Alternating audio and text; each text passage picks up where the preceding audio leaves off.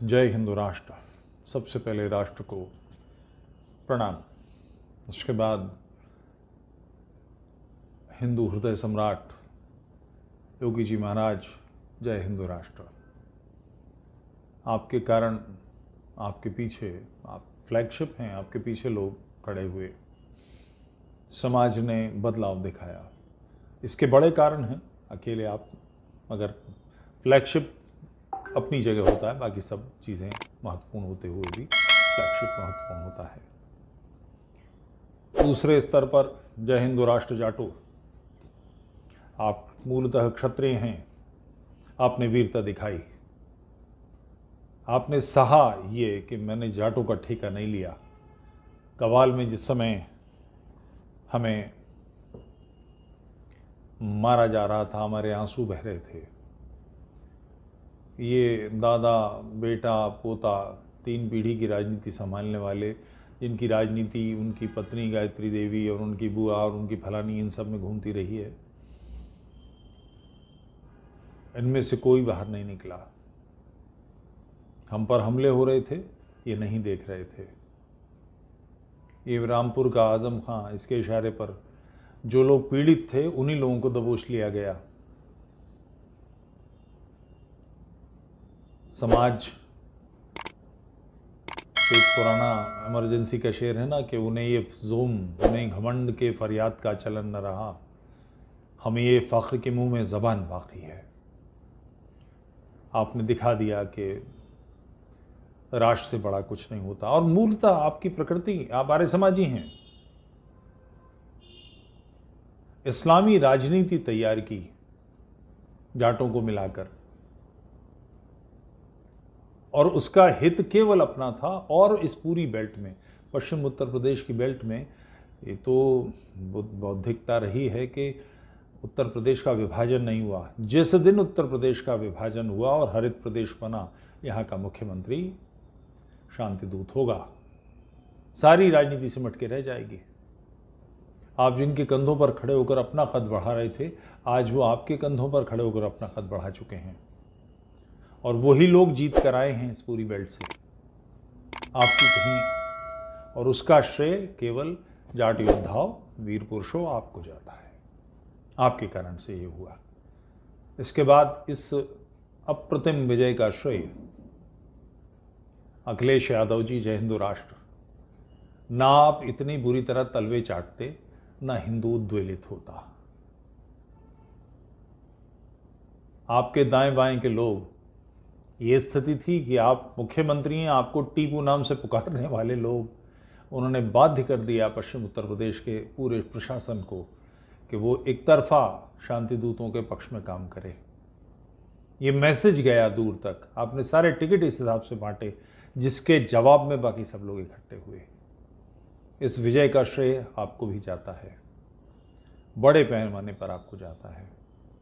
और मैं अपने यदुवंशी क्षत्रियों से कहूँगा, आप इस बात का विचार करें, आप राष्ट्र से अलग कुछ हैं।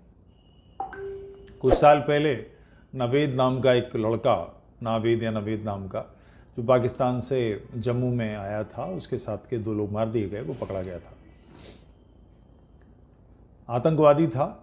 जब वो पकड़ा गया तो उसने कहा कि मैं यहाँ हिंदुओं को मारने आया हूँ, मुझे इसमें मज़ा आता है। आप होंगे ब्राह्मण, आप होंगे क्षत्रिय, आप होंगे यादव, आप होंगे वैश्य, आप होंगे जाटव, उसके लिए आप बिल्कुल स्पष्ट हैं। आप काफिर हैं, आप हिंदू हैं। ये बात आपकी समझ में क्यों नहीं आती? इस धरती पर, और जिस उत्तर प्रदेश में बैठे हैं, यहाँ तो 3 बड़े केंद्र हैं, कृष्ण जन्मभूमि, राम जन्मभूमि, काशी विश्वनाथ, और 50 मंदिर हैं। ये क्यों तोड़े गए? हम अपनी धरती पर, अपनी जमीन पे अपमानित होते हैं। हमारी बहन बेटियां अपने घरों से खींचकर बाजारों में बेची जाती हैं, बगदाद के, काबुल के, कंधार के। आपको क्या लगता है कि आपकी मां बहनें सम्मिलित नहीं थी, सिर्फ मेरी थी? ये हम सब पर गुजरा है और ये आक्रमण बढ़ता चला जा रहा है। अभी 20 वर्ष पहले कश्मीर से हम निकले हैं। आपको क्यों दिखाई नहीं देता अखिलेश यादव क्या कर रहे हैं। मीडिया के महापुरुषों, मुगलों, मीडिया मुगल कहलाते हैं आप। आपको भी जय हिंद राष्ट्र। लड़की हूं, लड़ सकती हूं का नारा दे सकने वाले लोग, इसकी गुणवत्ता क्या है कि इसकी नाक दादी से मिलती है, इस बात की आप प्रचार करते हैं। इसका नतीजा क्या निकला? राजनीति एक 24 घंटे का सेवा कार्य है, इसमें पैसे भी बनाते हैं लोग। 2-3 लोगों के नाम लेके चुका हूं, ये कहां थे और कहां पहुंच गए। 24 घंटे राजनीति करते हैं और कोई काम नहीं करते, तो कैसे हो गया आप समझ सकते हैं। मायावती जी, जय हिंदू राष्ट्र। आप में ये अदम्य साहस कहने का कि जहां हम नहीं जीत रहे वहां भाजपा को वोट दो, इस विषय में आपका भी साथ है। और आपने मेरे हिसाब से वो ऋण जो चुका दिया, जो भाजपा के लोगों ने आपके साथ होने वाले दुर्व्यवहार को बचा कर किया था। इतनी सामर्थ होनी चाहिए। यदि हम स्वयं नहीं तैर पा रहे हैं तो जो व्यक्ति तैर सकता है, जरा सहारा चाहिए।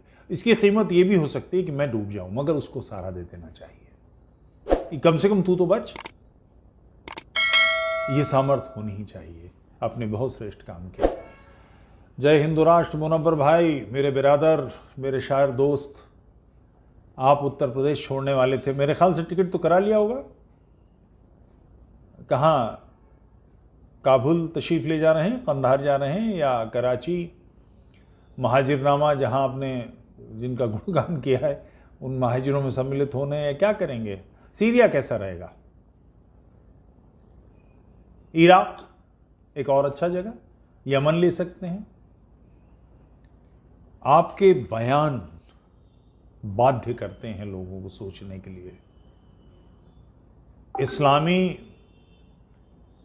मुमलिकत की सारी चिंता करने वाला, अपनी मातृभूमि से, कन्वर्टेड ही तो हैं कुछ पीढ़ी पहले, अपनी मातृभूमि से बुरी तरह से अप्रियता का भाव रखने वाला, नफरत नहीं कहूँगा कि थोड़ा बहुत डीएनए आपका आप में मेरा है, इसलिए मैं आपको ये नहीं कहूँगा, मगर अप्रियता का भाव रखने वाला व्यक्तित्व ही तो है जो लोगों को उकसाता है।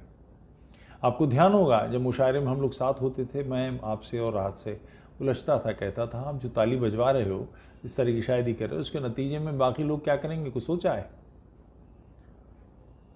ये अप्रतिम वजह आपके कारण से है, आपके भी बड़ी आहुति है। ये राष्ट्रोत्थान का जो यज्ञ है, इसकी ज्वालाएं प्रचंड हो रही हैं, इसमें आप लोग भी हैं पेट्रोल डालने वाले।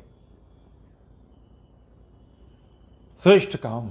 और कुछ लोगों के नाम जो बिल्कुल नेपथ्य में हैं। मेरे एक मित्र हैं त्रिपाठी जी, उन्होंने 1 लाख स्टिकर, योगी आएगा तो योगी ही, केवल इतना स्टिकर, किसी कैंडिडेट से कोई मतलब नहीं। उसमें से 20,000 मेरे पास आए। 20,000 स्टिकर बांटना, लगाना मजाक नहीं होता। एक स्टिकर लगाने में अगर 1 मिनट लगता है एक गाड़ी पर, तो 20,000 को लगाने में कितने लोग चाहिए? लोग मेरे घर से उठा ले गए और उन्होंने ये जो गाजियाबाद से ब्रजघाट की तरफ रास्ता जाता है, इस पे जो टोल टैक्स है, मैंने उनसे पूछा कि ऐसे कितने लगा पाएंगे आप? उन्होंने कहा मैं 10,000 दे दीजिए, हम लगा लेंगे। 10,000 उठाने के लिए 4 आदमी चाहिए। 10,000 स्टिकर कैसे लगाएंगे गाड़ियों पर? और लोग एतराज़ नहीं करेंगे। तो उन्होंने कहा कि हमने कुछ गार्ड्स को अपनी बिल्डिंग के ले लिया है और उनसे कहा कि दिहाड़ी हम देंगे, और वहाँ पर उनके हाथ में स्टिकर लेकर कि तुम गाड़ी पर पीछे से चिपका देना। तो उसके बाद 2 दिन बाद ही उनका कहा है वो ख़त्म हुआ, और चाहिए। तो मैंने उनसे पूछा, लोगों ने एतराज़ नहीं किया? बोले एतराज़, लोग रास्ते में जहाँ पर लाइन लगी हुई वहाँ रोक रोक के कि मेरी गाड़ी पे क्यों नहीं लगा रहे, मेरी गाड़ी पे लगाओ। लोगों में इतना उत्साह था। उस उत्साह को एक वेग में तैयार बना देना, सुनामी बना देना। उस त्रिपाठी को कुछ नहीं मिलेगा, 30 पैसे 40 पैसे का स्टिकर तो होगा, यानी 40,000 रुपये तो लगाए उसने। किस लिए? उसको क्या मिलना है? वो काम ही दिल्ली में करता है, उसका बिजनेस दिल्ली में है। और ऐसे एक त्रिपाठी नहीं है, 50 लोग हैं।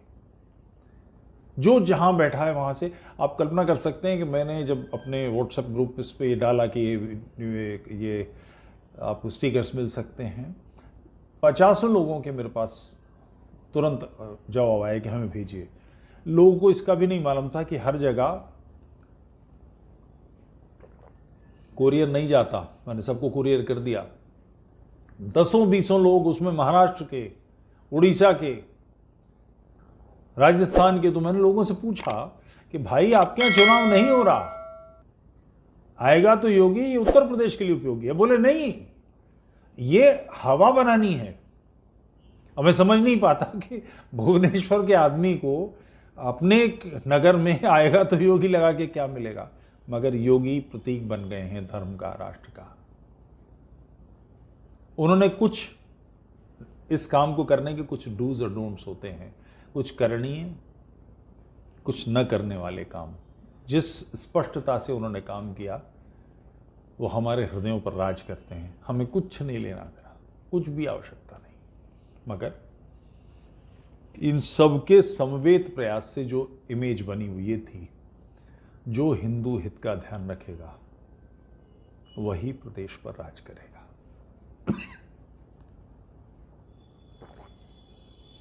भाजपा के कई लोगों को अभी भी विकास का धुन सवार है। विकास का काम करना ही है, इसमें तो कोई बात ही नहीं, राजनीति इसी कार्य के लिए है। मगर धर्म की जय हो और अधर्म का नाश हो, ये एक पुराना घोष है। अधर्म का नाश किए बिना धर्म विजय नहीं होता, धर्म यशस्वी नहीं होता। और धर्म का मतलब मूर्ति पूजा नहीं है। कई मेरे जो मुस्लिम मित्र सुन रहे होंगे वो इस बात को जान लें, धर्म के जो 10 लक्षण है मनुस्मृति में, उसमें किसी की व्यक्तिगत उपासना का कोई चक्कर नहीं है। आप नमाज पढ़ते रहिए।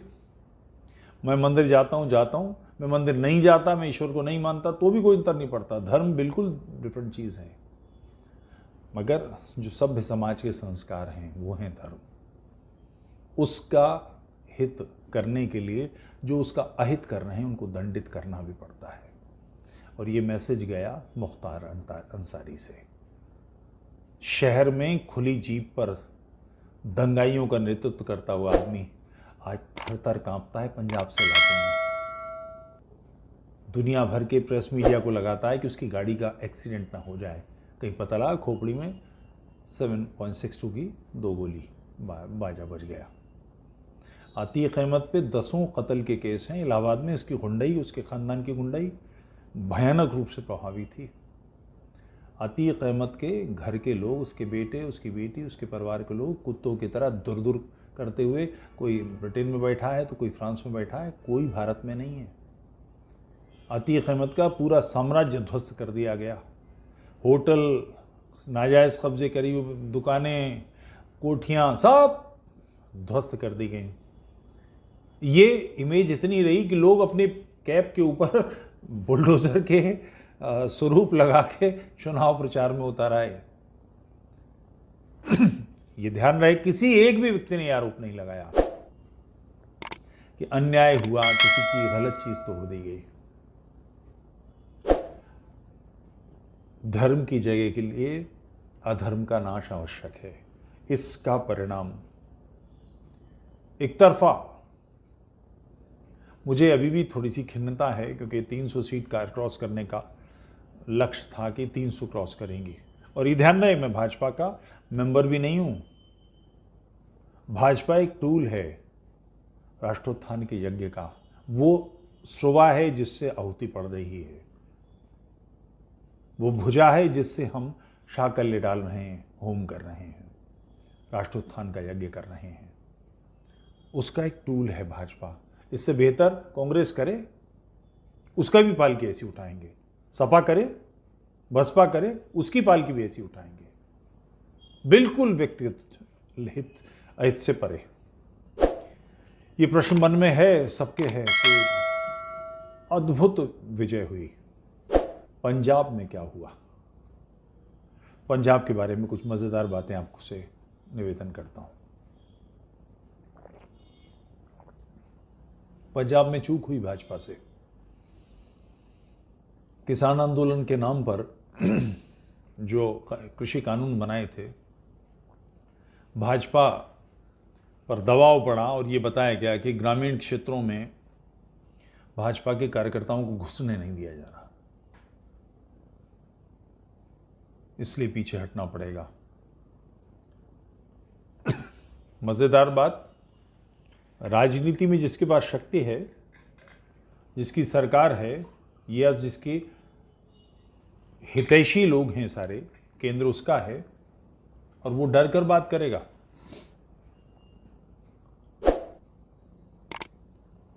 पचपन सीटों पर भाजपा पंजाब में सेकंड रही है। प्रकाश सिंह बादल अपनी सीट से थर्ड हैं, सेकंड भाजपा है। सुखबीर सिंह बादल थर्ड हैं, उस सीट पर सेकंड भाजपा है। सिद्धू थर्ड हैं, सेकंड भाजपा है। चन्नी थर्ड हैं, सेकंड भाजपा है। मालवा के क्षेत्र में जहां भाजपा को कैंडिडेट नहीं मिल रहा था लड़ने के लिए, वहां भाजपा सेकंड आई है। यानी पंजाब का समाज भाजपा के पक्ष में था, भाजपा से आकलन की गलती हुई। जिस पौरुष के साथ उत्तर प्रदेश का चुनाव लड़ा गया, उसी पौरुष के साथ यदि पंजाब का चुनाव लड़ा जाता तो अकालियों की धूल उड़ जाती, भाजपा निकल सकती थी। मगर भाजपा ने हारी हुई लड़ाई पकड़ी। जहां लोग उससे पौरुष की अपेक्षा कर रहे थे, भाजपा समझौता करने लगी। ग्रामीण क्षेत्रों में लोग नहीं घुस पा रहे हैं, इसका मतलब क्या है? किसी जगह कुछ कार्यकर्ता गए, 2-4 लोग गए, 2 लोग सामने खड़े हो गए, उन्होंने गाली वाली बकी, बदतमीजी की और वो लौट आए। चुनौती क्यों नहीं दी? पंजाब में यदि अपने भाई को हम, उसकी बेहूदगी को हम नहीं टैकल कर सकते तो शत्रु को कैसे टैकल करेंगे? पंजाब अपेक्षा करता है वीरता की। भारतीय समाज, वैसे ही भारतीय समाज नेतृत्व के पीछे खड़ा होता है, वीर के पीछे खड़ा होता है। इस काम को मोदी जी कर गए, योगी जी कर गए, पंजाब नहीं कर, पंजाब में भाजपा का नेतृत्व नहीं कर पाया। और ये कोई आज से नहीं कर रहा, एक लंबे समय से जो सहजधारी हैं, मौने हैं या केशधारी नहीं हैं, उन लोगों में उनका जमाव नगरों में हो गया है, गांव छोड़ आए हैं। यहां वोट बैंक नहीं है इनका, उसके बावजूद लोगों ने वोट दिया। वो चाहते थे, किसान आंदोलन जिन चीजों को हटाने के लिए था वो लोगों के हित में थी।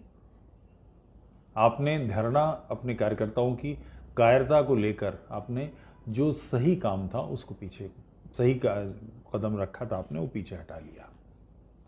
अमृतसर भाजपा सेकंड है, तलवंडी साबो भाजपा सेकंड है, आनंदपुर साहब भाजपा सेकंड है। ये क्षेत्र वो हैं जहां पर सहजधारी वोट है ही नहीं, सब केशधारियों के इलाके हैं। उन्होंने आपका साथ क्यों दिया? कि वो अकालियों की राजनीति से खिन्न हैं। वो जानते हैं कि परिवारवादी राजनीति है, समाज की राजनीति नहीं है, राष्ट्र की राजनीति नहीं है। भारत करवट बदल रहा है, अंगड़ाई ले रहा है। एक ऐसी करवट जिसकी दिशा बिल्कुल स्पष्ट है।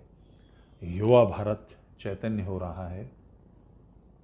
ऐसी कोई गलती, ऐसी कोई चूक जो उसको इस पथ पर जाने से रोकती है या कमज़ोर करती है, वो बर्दाश्त नहीं करता।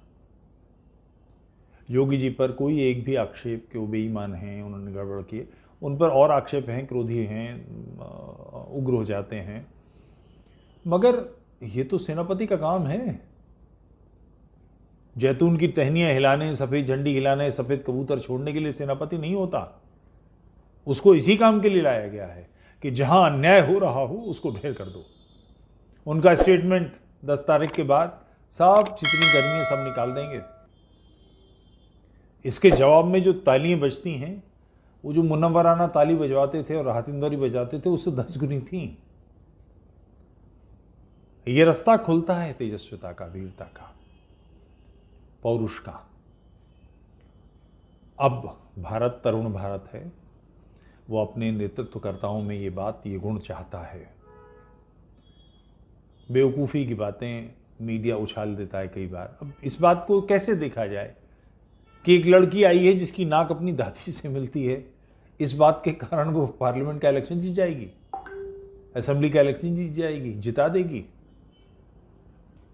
इनकी पैतृक बपौतियां थीं ये सीटें, और छोड़कर केरल जाना पड़ा। समझ में आ गया था कि बात नहीं बनने वाली, क्योंकि आप किसी चीज पर प्रजातंत्र में राजतंत्र नहीं है कि मेरे बाबा राजा थे, मेरे पिता राजा थे तो मैं भी राजा बनूंगा, ऐसा नहीं है। प्रजातंत्र है, इसमें आपकी जिम्मेदारियां हैं, लोग अंधे नहीं हैं। एक बहुत मज़ेदार लतीफ़ा है, पालम हवाई अड्डे पर कोई साहब उतरे और उन्होंने बाहर आकर टैक्सी ढूंढी कि जयपुर जाना है। बैठ गए टैक्सी में, 2-2.5 घंटे बाद उनकी आँख खुली तो उन्होंने पूछा कि हम कितना कहाँ पर हैं, तो उन्होंने बताया हरियाणा चल रहा है, और खेत देखे आसपास। तो उन्होंने पूछा किसके खेत हैं, उन्होंने कहा रॉबर्ट वाड्रा के। बोले 2-2.5 घंटे से, बोले जी उसी के खेत हैं सारे। लोग समझते हैं इन बातों को, मूर्ख नहीं हैं। जिनके परिवार के पास टूटी लालटेन होती थी, वो चिमनियों का कारखाना कहाँ से लगा लेंगे, इस बात को समझते हैं। अब आप कुछ भी कहती फिरें, कैसी बातें करती फिरें, मीडिया ऐसी बेसिर पैर की आपके खिज्जर खरीद गुलाम इस तरह की बातें उछालते हैं, मगर राष्ट्र अब पूरी अंगड़ाई लेकर चैतन्य हो रहा है, तेजस्विता के साथ आगे बढ़ रहा है। कुछ आवश्यक करनी है महाराज जी। योगी जी आपसे विनती है, हम जीते हैं।